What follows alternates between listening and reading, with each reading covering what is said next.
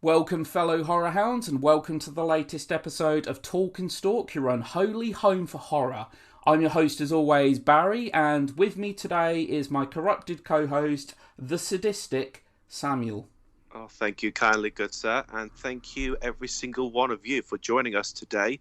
Join us in our dark descent into the infamous, the notorious, the unseen, and in this case, the obscene. And we're very glad that you can join us. The movie that we're actually focusing on today is 1981's The Evil Dead.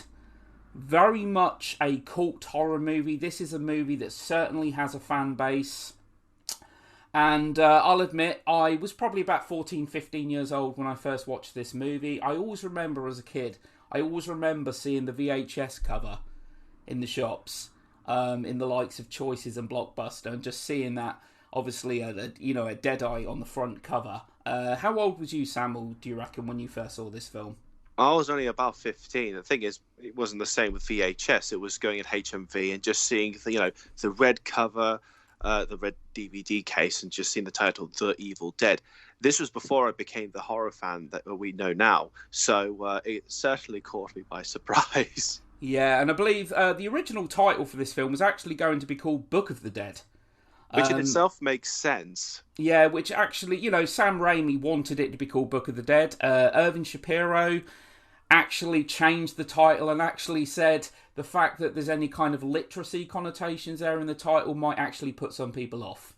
And the impact that man had on it is absolutely phenomenal. I mean, the fact this is the same man who sold the cabinet of Dr. Caligari, Battleship Potemkin, even Night of the Living Dead across America for like 50 years is phenomenal. The fact that he saw this as marketing potential. Yeah, I mean, this was Sam Raimi's feature debut. Him and Bruce Campbell were actually friends from high school. They'd actually made many Super 8 films together. They had a very close relationship. And obviously they collaborated with Sam's brother, Ted, on many of their projects as well. And, he'd not long been at film school. I believe Sam Raimi was only 20 years old when he actually started filming this movie. Trying to make this film, they just wanted to make an effective horror film for as little money as possible. And from what I understand as well, the film was, I believe its budget was around 350 grand. They actually run out of money about halfway through the film, and they actually had to take out bank loans, and they had to borrow money from friends and family. It just showed you the level of determination they had to get this project finished. And it's flabbergasting, I mean, considering the issues that came about during the production, because considering as well, people would eventually start leaving the project as well. The requirement, the necessity for the term fake shemps became so important for it. It's sometimes you just want that, like, the determination is admirable. Yeah, and the thing is, right, I mean, yeah, Sam Raimi and the crew decided they wanted to celebrate with like a big premiere, and the cinema that Sam Raimi used to go to as a kid was Detroit's Redford Cinema, and that's where the premiere was held.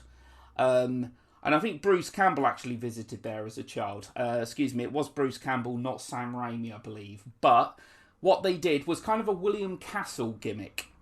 Now, William Castle was one of the big-name horror directors in his day, directing the likes of House on Haunted Hill, The Tingler, Homicidal, and he would often release a gimmick with each of his films. For example, The Tingler, there would actually be mild electric shocks that were given to the audience during periods during the film. House on Haunted Hill had a giant skeleton that was flown over the audience during certain periods. Sam Raimi actually adopted kind of a gimmick technique here, and basically I believe there was actually an ambulance that was actually parked outside, in case for the faint-hearted, if anyone was passing out, etc. So it was like a real gimmick that he actually implemented for the premiere of this film. And, it's like you said, basically Evan Shapiro, the guy that was obviously, at the helm for distributing films, classics like Night of the Living Dead, etc. Sam Raimi basically wanted as many people as he could to see this film. And I think Shapiro actually said something like, this ain't gone with the wind, but there's commercial potential here. And he showed an interest in distributing it. And I think a beautiful favour that he did for Raimi was to show a can out of competition. And a certain author would then watch the film and call it the most ferociously original horror film of the year. Yeah. Now, this was released in 81, wasn't it? Towards the end of 81, but we didn't actually get it in the UK until January 83. There was, again, I think there was something more to do with the licensing issue. Maybe not issues per se. It was distributed by Palace, by Nick Powell and Stephen Woolley.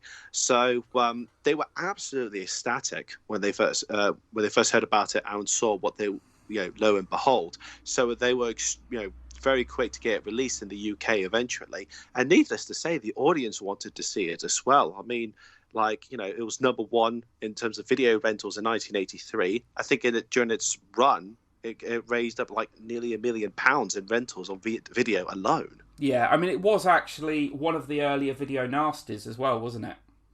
Oh, the censorship issue of this film is absolutely phenomenal.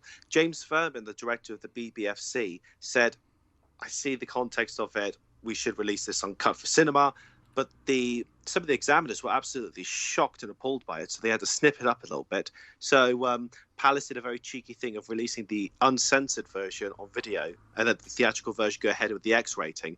And needless to say, I think some people weren't happy about it. It was prosecuted 7 times. Yeah.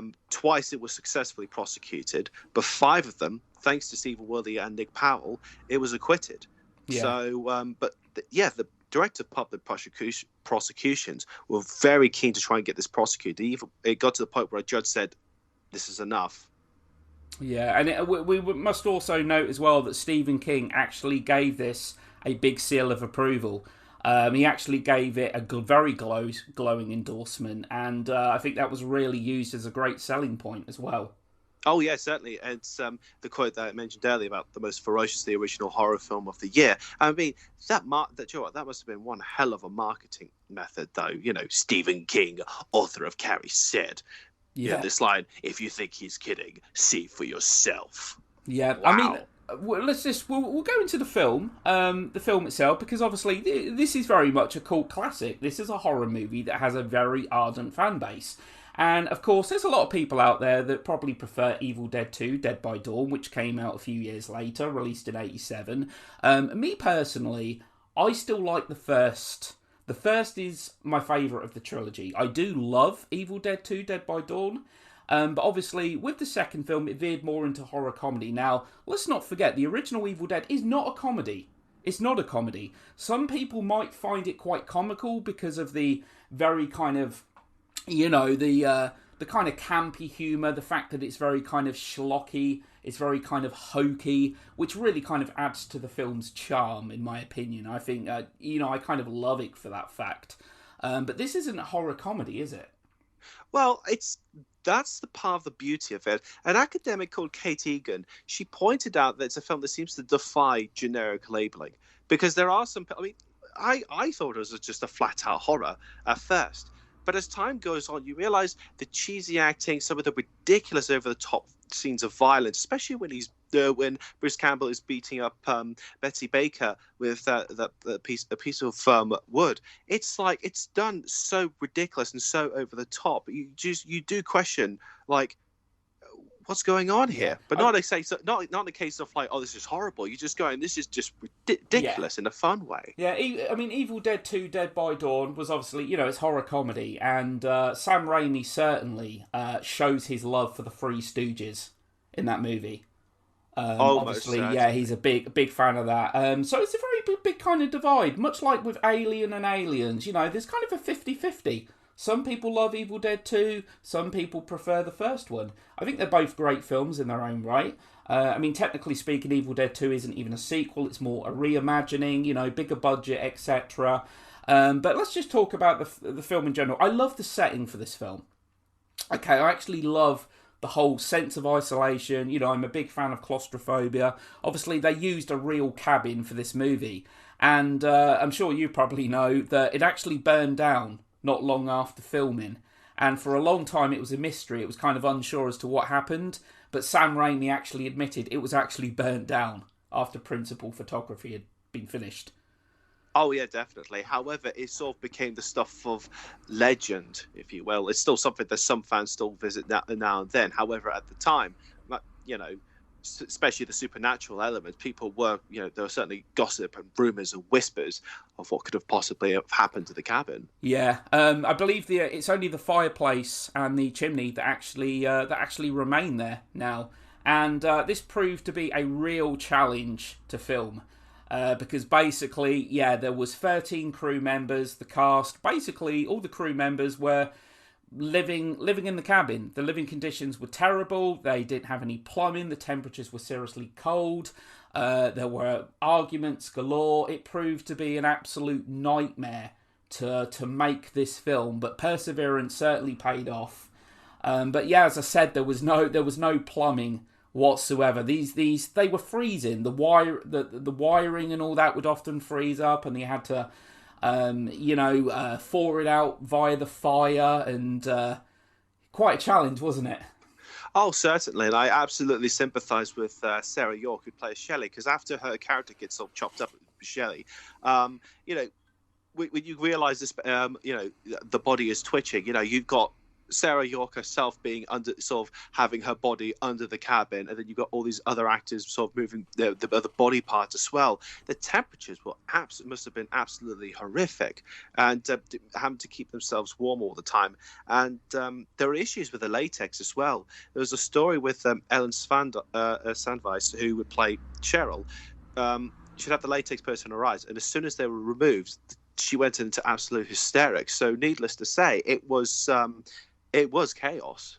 Yeah, and I also I did actually read that the original first cut of this film was 117 minutes, nearly 2 hours, which was going to actually expand on certain themes, and it was edited to a far more accessible 85 minutes. Now, I've not seen a lot of this kind of extra cut. I'm not sure if they're actually available, but originally 117 minutes. Did you know about that? Yeah, I was familiar about that, and needless to say, it's one of those that I think a lot of it was lost on the cutting floor. There might be some extras, though. I think, for example, on the DVD release in the UK, there is some stuff that you can find that was left on the cutting floor, but it's not exactly in what you'd call overly watchable condition, and some of the dialogue is either missing or isn't there at all. So, goodness knows what could have been added for those extra 30 minutes. No, I mean, right from the get-go, what I love about this film, right from the get-go, is, the POV, which was quite often done by, I believe, mounting a camera to a 2x4, and Sam and Bruce, obviously opposite each other and just running through. And it proved to be quite a challenge, actually, doing that. And obviously we get that shot of it, the evil actually going across the water, which I believe was actually Bruce Campbell pushing Sam Raimi in a dinghy across the water to actually film that shot. Because Sam Raimi actually makes a cameo in this film, doesn't he? Along with Rob Tappert, the producer. They're actually the two guys by the side of the road early on, aren't they?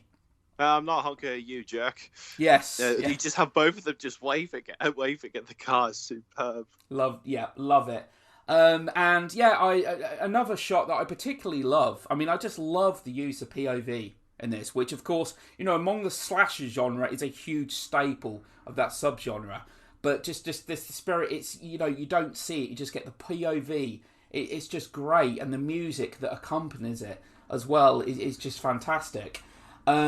Is one particular shot in the film. It's very kind of subtle. I love that you got that thing that's actually banging against the door as they arrive at the cabin, and as Scotty actually reaches for the keys, all of a sudden it stops banging. Absolutely ominous. I mean, it's subtle, but it is very much effective, and of course that would be touched on again in a later installment on the franchise. However, it's not the same as it would be in this version. No. And, I like the little, just talking about little bits from the film here. We get Hills Have Eyes poster, don't we, in the cellar? Oh, yeah.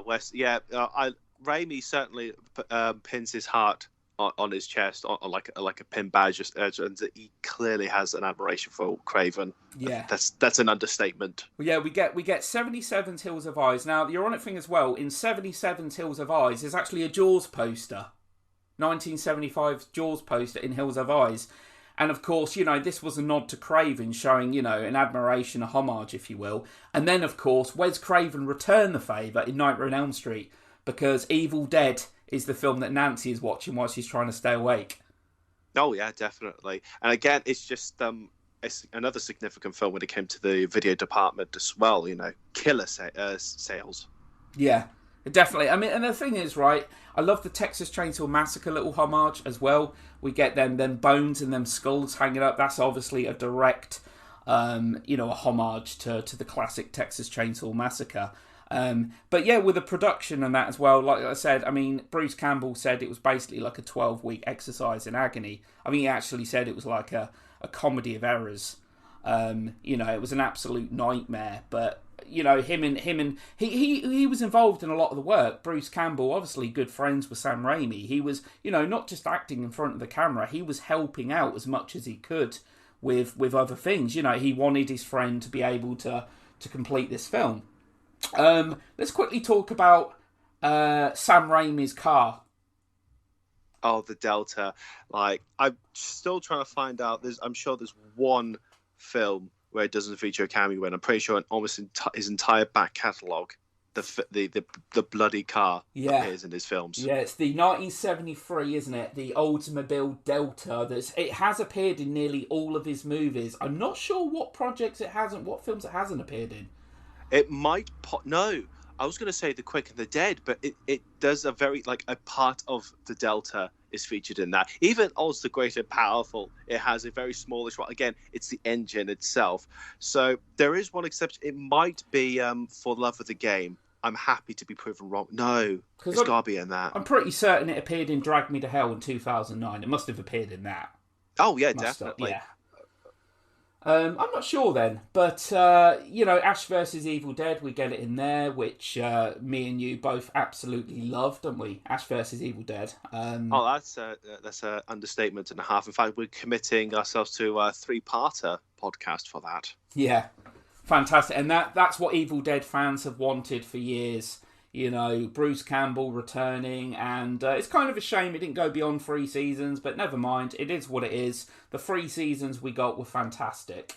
I know there was originally a plan for 5 seasons, but yeah, get back to Evil Dead. As I say, Sam Raimi was only 20 years old. I think he said this was like a rite of passage, making this movie, and I think originally they wanted to shoot in Michigan, but because most of the cast and crew were in fact from Michigan, but they couldn't actually find a cabin. They couldn't find a suitable location. And I think the cabin they got was actually just outside of Tennessee. And I didn't know this until quite recently, but the cabin they were using didn't actually have a cellar. The cellar was filmed elsewhere. Yeah, I can't necessarily say off the top of my head of where exactly it was, where the cellar was. However, yeah. I think it was actually... it was the producer. I'm pretty certain it was actually the producer's family home. But they actually had a cellar there, so they had to basically jostle between 2 locations for... And I believe also, I think one of the rooms... in the basement, one of the small sections was actually, I'm pretty certain it was Bruce Campbell's shed as well. But yeah, the whole formula for this film, it's kind of been done to death, so to speak. 5 teens arrive. Look, Cabin in the Woods that come out. As soon as Cabin in the Woods come out, right from the get-go, we had echoes of Evil Dead, didn't we? Oh, most certainly. The amount of times this film has drawn inspiration towards other films, I think it can go on endlessly. Decades of films that have taken inspiration from all different elements.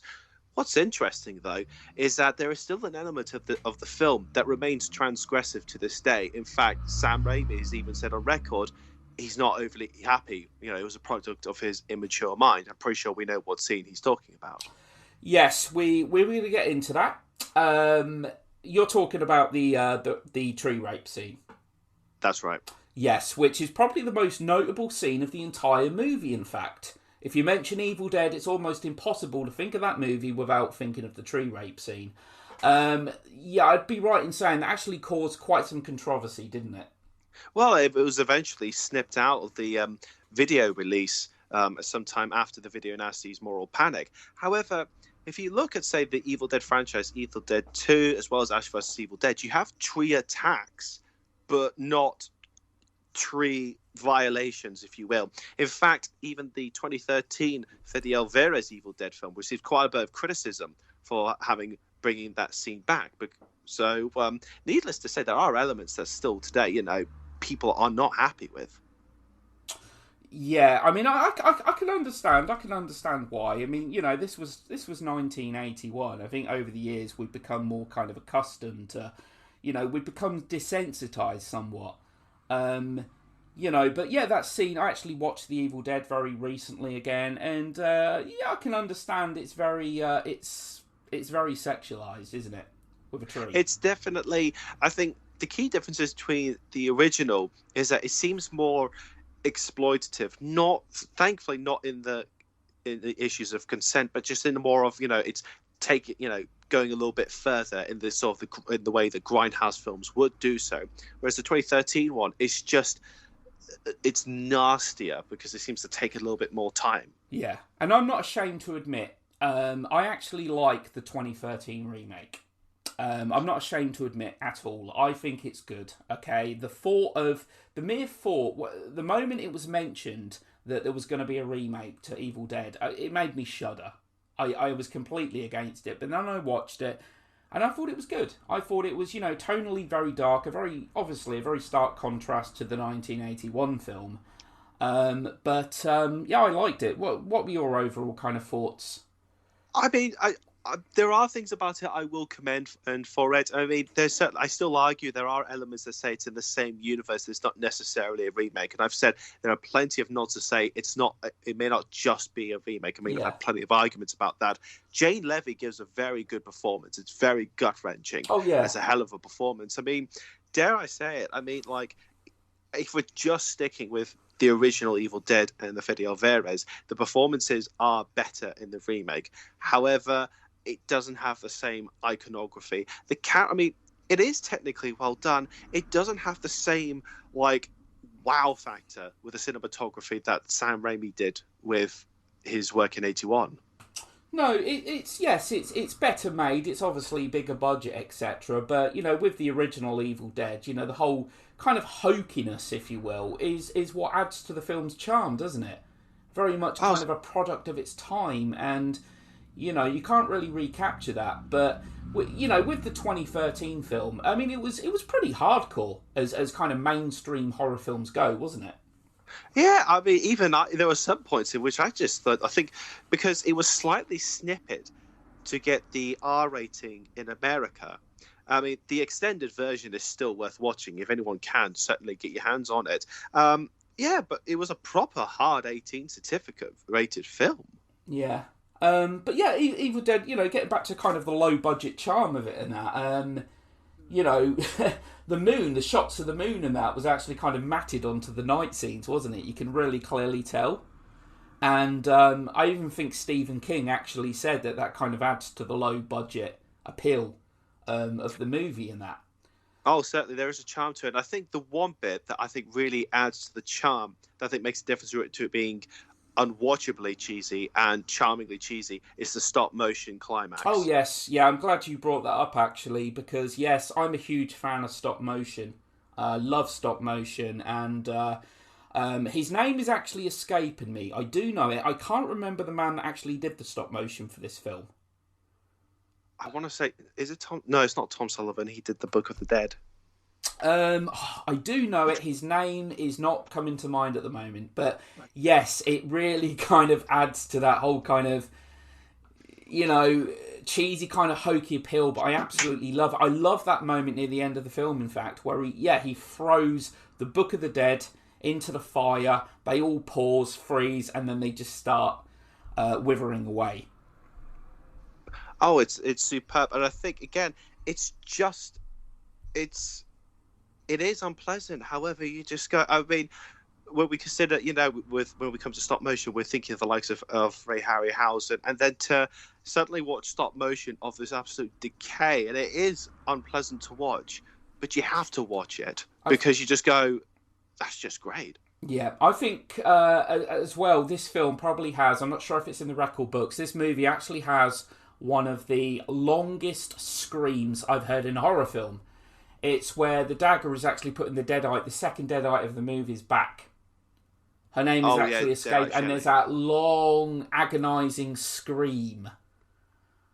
And then, of course, leading before, obviously, she gets hacked. I mean, that's an awesome moment as well, where she's, being hacked with the axe, and you see the blood trickling down the camera. Oh, it's nasty. It is very unpleasant. Again, it's a brilliant POV shot. Didn't realise it was the longest screen, though. I mean, the character of Shelley certainly has a grueling demise. Yeah. Oh, no. Yeah, I'm not sure if it is the longest, but it's got to be a strong contender. That is a long screen. It's probably got to be about 25, 30 seconds or so, that scream. It goes on for a long time. And, of course, one of the standout Deadites in this film as well. I just want to say about some of the shots I absolutely love, actually. Cheryl, Bruce's sister. Obviously, the first to be possessed. And I love it when she's in the cellar. And you get them shots of her. We're seeing her head poking up through the cellar door. To me, it's a really kind of iconic image. I absolutely love that. And it makes me laugh, actually, where the other girl... Sorry, what's the other girl's name? Well, which one are you talking about? Are we talking about Shelley? Not his... Yeah, Shelley, the dark-haired girl. Yeah. Where Shelley actually says, her eyes, what's happened to her eyes? I'm thinking, her eyes? Look at her whole goddamn face. Look at... She's actually sounding like a monster and a demon, and that's the one thing you're worrying about, her eyes. She don't even sound like Shelley, sound like Cheryl anymore. But let's talk about the girlfriend Deadeye. The kind of laughing doll one. Oh, Linda, Betsy Baker. Do you know what? I believe the song that she sings was completely improvised, and they said, we've got to keep it because it works so well. And it does. It is haunting. We're gonna get you, not another peep. Time to go to sleep. They tried recreating that in the extended version of the 2013 film. Yeah. It's just not the same because you said there's a doll-like aesthetic that goes along with it. Yeah, I believe the scene you're talking about, I haven't actually seen. Annoyingly, it was... Yeah, I've only seen the theatrical cut. I haven't seen the extended cut of the 2013 Evil Dead, and I remember seeing it in the trailer. And I haven't actually seen that scene. I need to get hold of the extended cut at some point.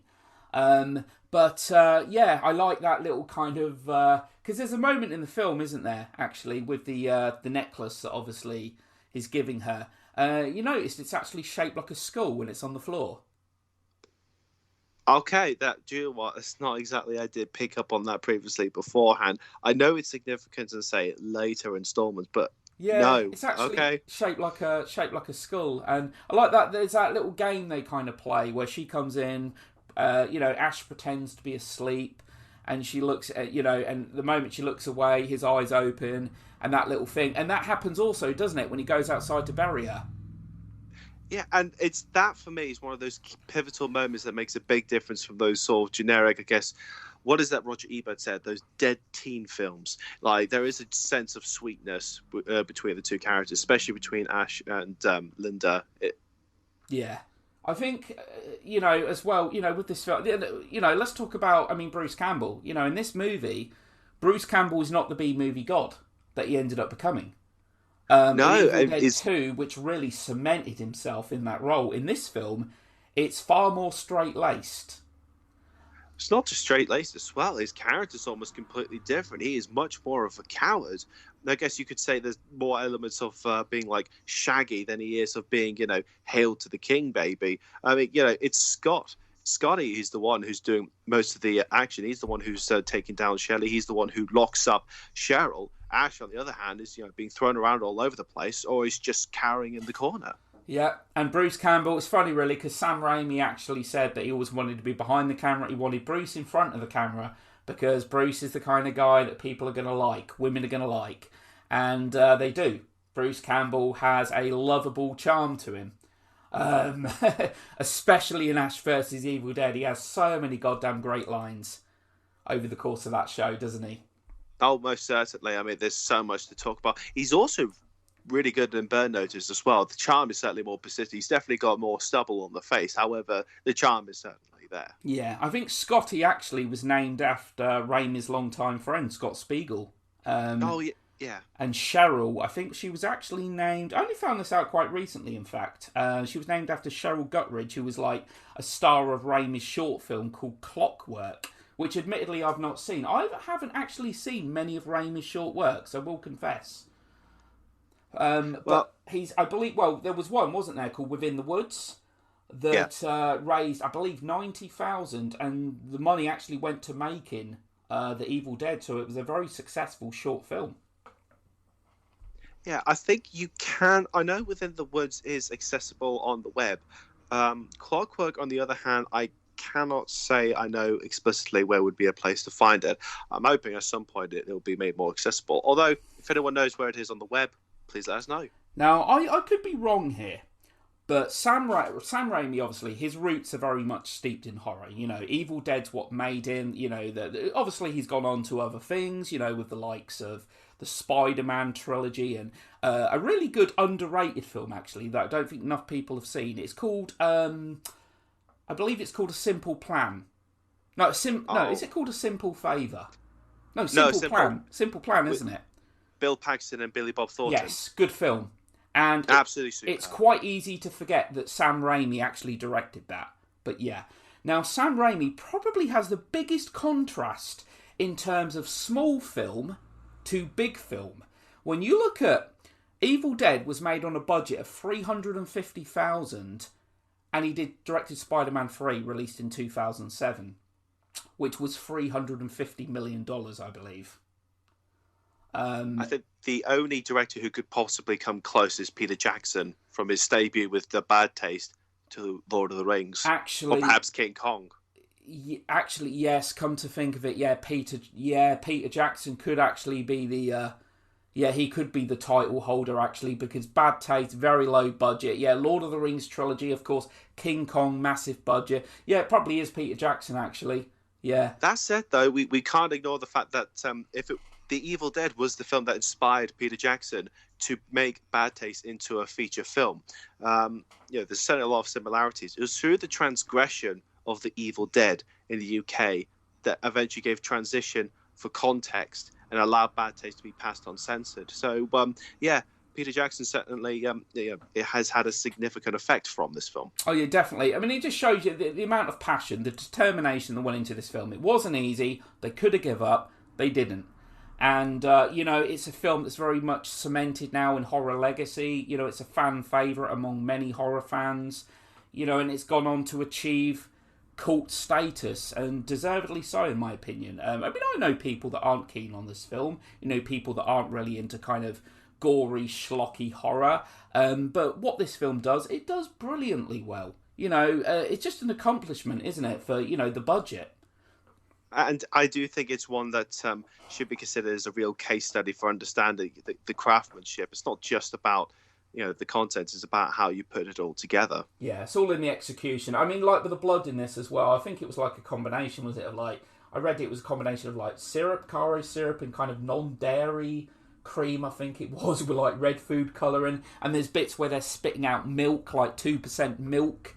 From what I read a while back, it was like Sam Raimi showing us that these weren't just ordinary humans anymore, this white thing, but also to kind of try and avoid an X rating, if they could. Oh, come on. It either got an X rating or it was unrated in America, so I don't think that went down very well. No. Joel Cohen was an assistant editor on this film. Definitely. Yeah, Raimi and the Coen brothers have had some history together. Yeah, who directed Blood Simple, his directorial debut 3 years later. And I believe Campbell and Raimi and so forth have actually helped him. And, there's a good kind of working relationship there. But yeah, Evil Dead to me, it's a classic. It's a horror classic. Quickly, Evil Dead or Evil Dead 2? I know they're both great films in that, but which is your personal... If you had a gun put to your head, which would you choose? The Evil Dead. The Evil Dead. Okay. Simply because I've watched it just a few more times more, and it is the film that mutated me into the horrophile that I am now. Yeah. It's got a lot to answer for, really, hasn't it? Not to discredit Evil Dead 2, my goodness. I mean, like I said, that they're both on the same par.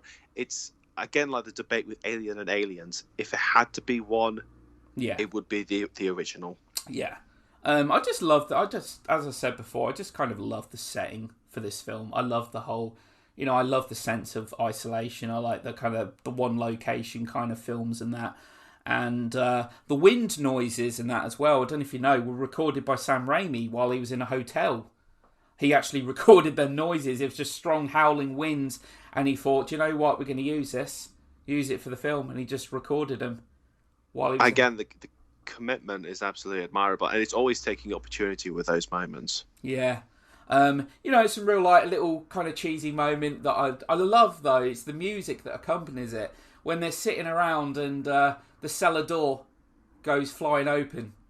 Oh, yes. Just that music that accompanies it. I'm trying to remember. I know exactly how it goes. I'm just trying to think of... You could relate it to something a little bit from a different time. So I don't know, something from a 50s sort of horror film. Like something you would find in a William Castle film, as you mentioned earlier. Yeah. It's the kind of score you would find from exactly one of his films. Yeah. Exactly, and to me, it just adds to the charm. The film knows exactly what it is, and it's just great fun.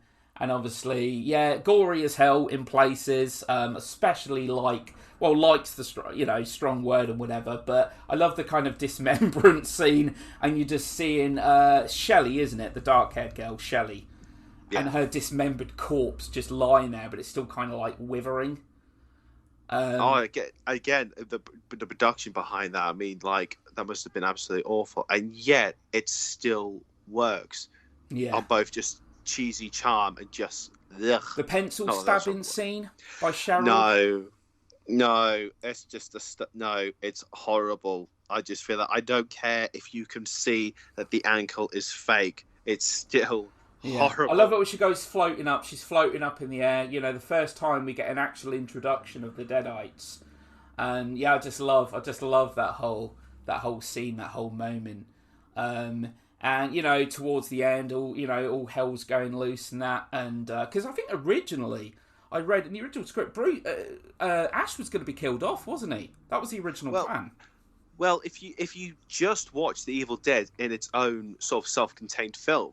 Yeah, he does die. Yeah. Right, absolutely right to the end. It's only if you include it in the expanded universe. Well, yeah, I mean, fun enough, you can snip off the last minute or so of The Evil Dead and put it alongside Evil Dead 2. Well, you got to cut off the first, 5-7 minutes of Evil Dead 2, and it continues on in the same film. Yeah. Yeah, I mean, it's hard to imagine, isn't it? Just imagine the horror genre without Evil Dead 2, Dead by Dawn now, and Army of Darkness. Imagine it had it not have become a trilogy. That's surreal in itself, because we were talking about this beforehand. The merchandising for The Evil Dead seems so much more minimal compared to Evil Dead 2 of Army of Darkness. Yeah. For example, the comics. I mean, Ash Williams, that we know and love, is battling Jason Voorhees, Freddy Krueger, Herbert West. He's allying himself alongside Xena Warrior Princess. And yet, I've only seemed to find the 4-part graphic novel, the 4-part comics from Dark Horse. And in terms of video games, again, it's more like Evil Dead 2, with the exception of maybe Hail to the King, but that's debatable. So, despite it being such an icon and such a cult classic, it doesn't seem to have that level of maybe accessibility as its sequels. No, it doesn't. It certainly doesn't. Evil Dead's more, as I said, it might be kind of funny, but it's not, like you said, it doesn't have the accessibility. It's not, Ash isn't the how do I put it, the catchphrase spewing character that he would soon become. Evil Dead 2, let's face it, groovy. That's become iconic, hasn't it, among horror fans? And then Army of Darkness has the most quotes out of all of them. However, groovy. Yeah. It's just the music again that plays with when he says that line in Evil Dead 2, superb. Yeah. It's just great low budget filmmaking at the end of the day. And anyone that's a horror fan knows there's so many great low budget horror films out there, be it Texas Chainsaw, be it Halloween, Night of the Living Dead. It just goes to show you that you don't need a huge amount of money. You don't need millions and millions to make a good film. You can make a film on a pretty small budget, and as long as it's executed right and that, it can go on, it can have a fan base, and it can endure the test of time. And of course, one of the big ironies with The Evil Dead is, like, unlike many other low-budget horror films, it's one of the few that actually delivers on the gory violence. I mean, going back to the video nasties, it's one of the very few that actually delivers on the advertisements. Whereas, say, maybe some of the other films, like, say, Blood Rides, for example, or Snuff, didn't live up to its name. No. I mean, I'll always remember the very first, as I said, getting back to what I said earlier, seeing the VHS cover. It always kind of gripped me as a kid. It was like, I really want to see this, but I was never able to until I was I was about 13 or 14, when I first watched it. Now, I haven't seen the film anywhere near the amount of times you have. Definitely not. I've seen it a lot, but yeah, certainly not. Because, I mean, you've seen this film. I'm pretty certain you told me a little while back, a few months ago, in fact. You've seen this film, is it like 40, 50 times plus? Is it more than that? If you're not including watching individual scenes, it's now 129. Yeah, Christ, I've never seen any film that amount of times, I have to admit.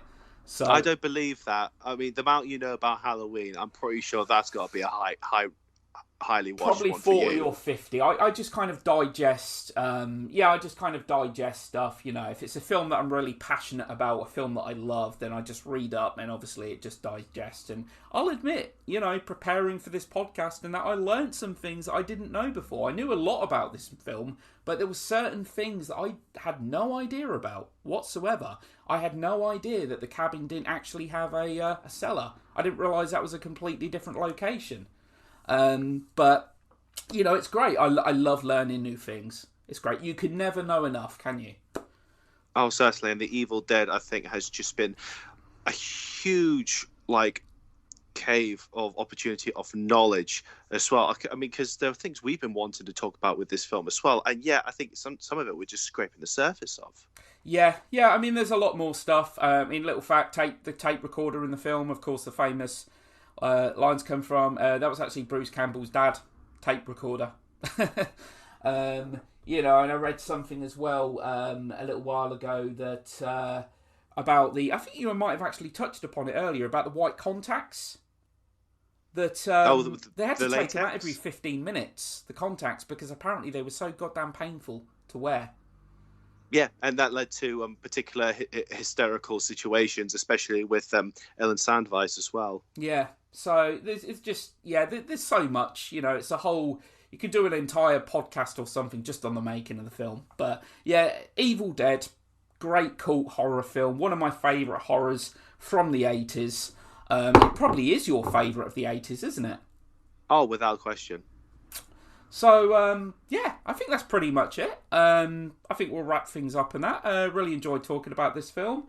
We'll be back again soon, and I think we will actually be doing a podcast. We've got 2004's Dawn of the Dead to come, which of course was Zack Snyder's feature film debut, and we're going to be looking to do Evil Dead 2 Dead by Dawn. I think it'd only be fitting to do that film as well. So, thanks a lot for everyone that listened. We'll be back again soon to haunt you and torment you. And that's it for today. Thanks, people. Thank you very much. Always be sure to double check your beds, triple check your cellars, and always lock your bloody doors. Okay, thanks a lot. Bye.